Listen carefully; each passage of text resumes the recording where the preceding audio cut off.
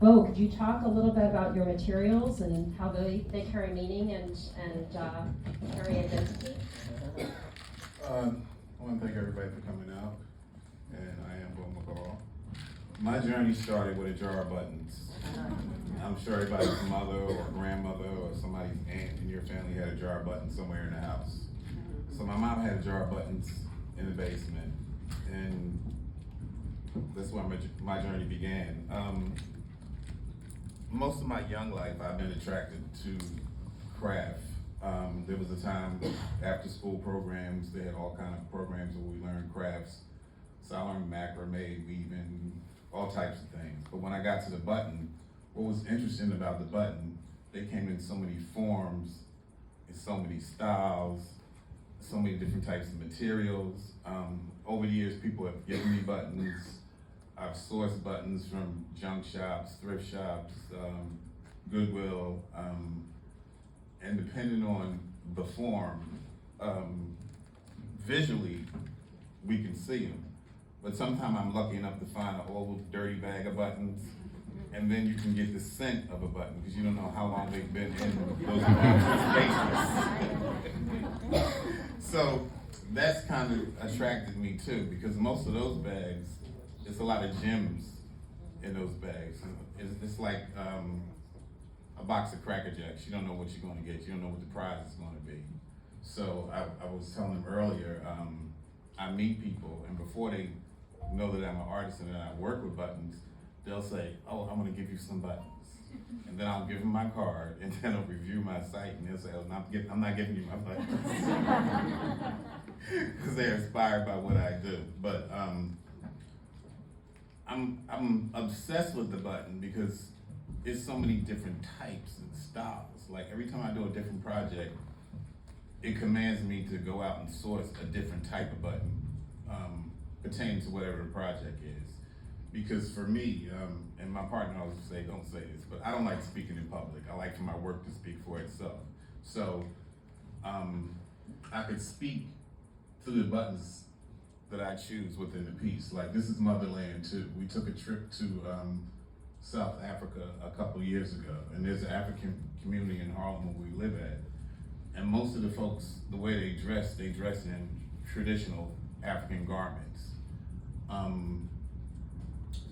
I really haven't seen what their youth look like as far as American youth and what they project in their images and attire. So we go to Joburg and we get off the plane, and it was just an explosion of color. It was very contemporary. American media will lead you to believe that African people are still in the bushes somewhere, but it was totally opposite. And then I was paying attention to African fashion, and the stuff that I was exposed to was more traditional things. And then when I got there, it was all these young people, these young kids just doing amazing things with their style, their talent, and their voices. So when we got back, I didn't do it right away, but the visual stuck with me. So when I started sourcing buttons, I found African masks out of ivory. Then I found glass buttons, ceramic buttons, and then I also found these little African heads that were hand carved mahogany. And we were talking earlier, I thought that, by me getting into buttons, it was gonna be really cheap. I paid $75 for like a half a dozen of these buttons. And it depends on the piece, if it's gonna make the piece speak the best that it can speak and represent me in a positive way, I go all out. So it wasn't a thing to spend like $500 on 6 buttons, because it made the piece. It did what I wanted to do, and it said what I wanted to say. So when the viewer sees it, if you look closely, it's called the Motherland too. But if you look closely, you'll see the Motherland speak to you within the piece, right? Then there's the techniques as I go along. I'm still learning more techniques on how to utilize the button, because everything is hand sewn. I don't use glue. Glue is a bad word in my vocabulary as far as the button is concerned. There's two layers. There's a base layer, which is the under layer, and most of the base buttons, they're all uniform, they're all the same. And then the top layer is the decorative buttons, and those are the buttons that tell the story within the story, right? Yeah.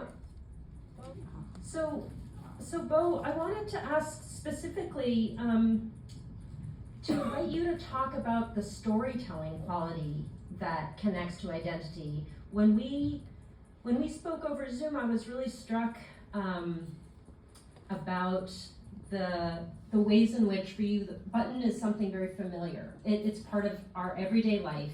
So it has this familiarity, and I think you used the word playfulness. But the way in which you then transform those buttons to carry meaning, carry storytelling and narrative, and to capitalize on that familiarity of the button to then bring in social and political and personal topics. Could you talk a little bit more about that? Well, first of all, the button is universal. Everybody's familiar with a button. So that draws you in because you're familiar with the material, right? And then when you get to looking at the collage of buttons that I grouped together, they're very interesting. Like this banana button is a ceramic that I had commissioned for this piece. And then that button next to it is a cowrie shell, but it's metal. So, you know, cowrie shells in certain parts of Africa, they were used for currency. So that's one thing. Then this mask right here is ivory. And then this sort of spear bone, that's some sort of natural fiber, like an ivory or something that comes from some animal. The green next to the mask, those are glass. A lot of these are plastic, but when you see the piece upstairs in person, you can really, really get and see the detail. So by this being called Motherland, I wanted all the buttons to be African inspired, just across the continent, not just one particular place in Africa. It took me several months to accumulate what I thought I was looking for, but on the journey, I found a whole lot of other things. A whole nother world opened up. I found glass mask buttons. I found a lot of wood carved buttons. It was very, very interesting, because a lot of times when I'm out shopping for buttons, I might be out all day, and sometimes I might spend half of the day in one store just looking at buttons. I used to take my phone, I take my camera out, because a lot of times I forget what I say, so I just take snapshots. And it's the place I go to, Lulu Buttons. I'm familiar with the guy Ross in there, but I had never met his wife. So I went shopping one day, and he was there, but he was working with a customer. So I'm taking shots of buttons that I would go back to, right? And his wife came to me and she said, "You cannot take pictures of buttons. We don't allow that." So Ross, he comes from back. He was like, "No, he's famous. He's an artist. He's famous. Give him free reign. Let him do what he wants. He likes to photograph. He forgets." So she was like, "Oh, I'm sorry. So I have like a lot of very interesting stories about how I collect the buttons and the journey within the pieces that I'm working on. This particular piece, it was fun, but it was serious fun. Because after I got home and I assessed everything that I got, and you always say this is enough, but it's never enough. It's my last button. And down to it getting here, it's like I gotta sew one more button on. So it's a lot of that, you know. Yeah, thank you. Yeah, I mean, the body, when I'm working with wearables, I do have the body in mind, because the buttons, when they're in motion, they're sound, right? So when I'm creating a piece, I don't get excited until the piece starts to visually start to form. So as it starts to form, a lot of times I make the piece for my body type, for my size, but then my partner is model size. So he's like the prototype for the piece. So I'm going back and forth.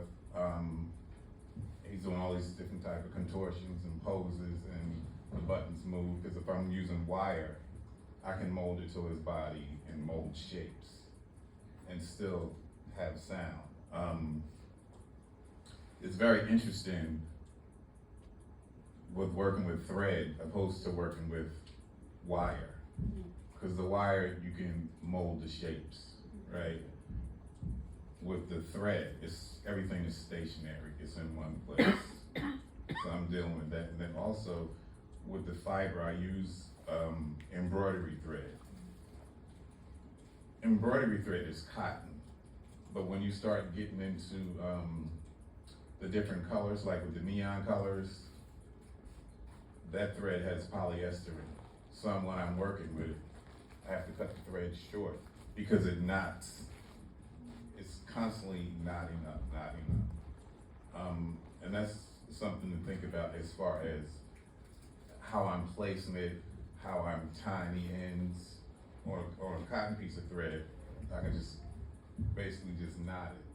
But on a polyester piece of thread, I have to take the plies apart and individually knot them so they don't come apart. But I always think of the body first and how it's gonna live in motion. Yeah. I wanted here to sound, so years ago I did this thing for PBS, George Wolfe's The Color Museum, and they chose one of my pieces, and they were up in the air about whether they were going to use it or not because of the sound. It made too much sound because the actress was a lot of movement, but it ended up, they liked the sound, so they went with her character, so. Thank you. Maria,